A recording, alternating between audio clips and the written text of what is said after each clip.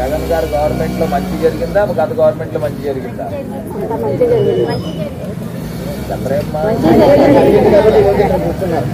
జగన్ గారి గవర్నమెంట్ లో మంచి జరిగింది. ఇక్కడ నుంచి చెప్తున్నారుగా. రాజమండ్రి అభివృద్ధి గత గవర్నమెంట్ లో జరిగిందా, ఇప్పుడు జరిగిందా? ఊరు మారింది కదా.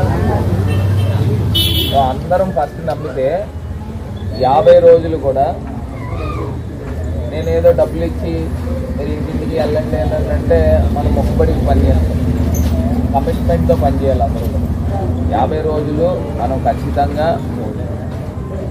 గతంలో జరిగిన పరిస్థితులు రాకూడదు.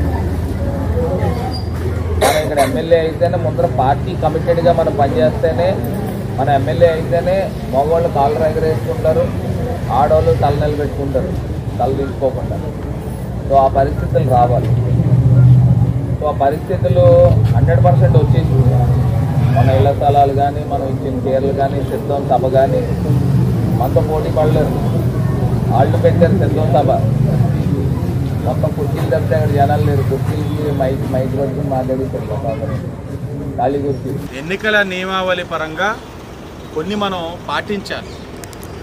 దాన్ని ఉల్లంఘిస్తూ మొన్నటి రోజున వాలంటీర్స్ని మీటింగ్లకి పిలిపించుకోవడం, వాళ్ళని ప్రలోభ పెడుతూ ఆశ చూపిస్తూ మీరు రెసిగ్నేషన్స్ ఇవ్వండి, నా బూత్ ఏజెంట్స్ కింద రండి, పనిచేయండి పార్టీకి అని చెప్పి చెప్పడం మనంతా కూడా రికార్డెడ్గా ఎవరైతే వాలంటీర్స్ పాల్గొన్నారో అన్నీ కూడా రిటర్నింగ్ ఆఫీసర్ గారికి ఇవ్వడం, ఆయన ఇన్వెస్టిగేషన్ ఇనిషియేట్ చేయడం, రేపు మధ్యాహ్నంకి 48 గంటల్లో వాళ్ళపైన చర్యలు తీసుకుంటానికి కూడా హామీ ఇచ్చారు.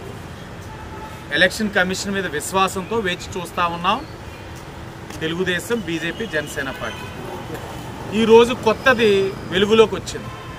భరతరామ్ అంటా ఉన్నాడు, మనం పట్టాలు ఇచ్చున్నాం, చీరలు ఇచ్చున్నాం కాబట్టి ప్రజలు మన ఓట్లు అడగాలి అని అంటా ఉన్నారు. ఎన్నికల నియమావళి పరంగా ప్రజల్ని ప్రలోభ పెట్టే ఏ ఒక్క అంశం కూడా ఒక అభ్యర్థిగా చేయకూడదు.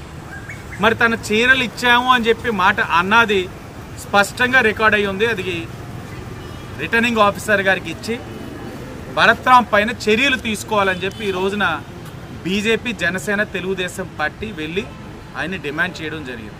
ఒక్కటే ఆయనకి చెప్పాం, ఎలక్షన్ కమిషన్ పైన మాకు సంపూర్ణమైన విశ్వాసం ఉంది.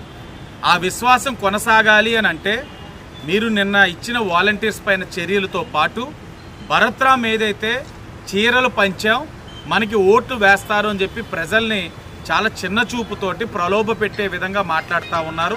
తనపైన కూడా చర్యలు ముమ్మాటికి తీసుకోవాలని డిమాండ్ చేస్తే ఆయన ఏ విధమైన పార్షియాలిటీ లేకుండా దీన్ని కూడా ఇన్వెస్టిగేట్ చేసి ఆడియో క్లిప్ కూడా విన్నారు. ఆయన కూడా మేము ఇచ్చిన దాన్ని ఒక జెన్యూన్గా ఉందని చెప్పి విశ్వాసంతో ఇనిషియేట్ చేసి యాక్షన్ తీసుకుంటారని హామీ ఇచ్చారు. ప్రజలకి విజ్ఞప్తి చేస్తూ ఉన్నాం. జనసేన, బీజేపీ, తెలుగుదేశం పార్టీ ప్రజలకి విజ్ఞప్తి చేస్తూ ఉన్నాం. ప్రజలారా గమనించండి, 5 సంవత్సరాలు చాలా ఇబ్బందులు పడ్డారు. అన్ని విధాలుగా మిమ్మల్ని ఇబ్బంది పెడుతూనే వచ్చింది ప్రభుత్వం.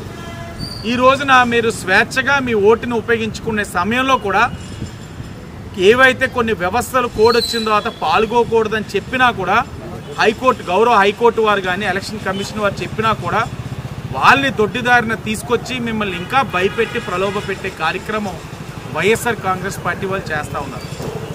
వ్యతిరేకించండి, దీన్ని వ్యతిరేకించండి. ఇంటికి వస్తున్న వాళ్ళని ప్రశ్నించండి, తరిమి కొట్టండి, ప్రజాస్వామ్యాన్ని కాపాడండి. తెలుగుదేశం, జనసేన, బీజేపీ పార్టీకి మద్దతుగా నిలబడి ప్రజాస్వామ్యాన్ని కాపాడాలని చెప్పి మీ అందరికీ వేడుకుంటా ఉన్నాం.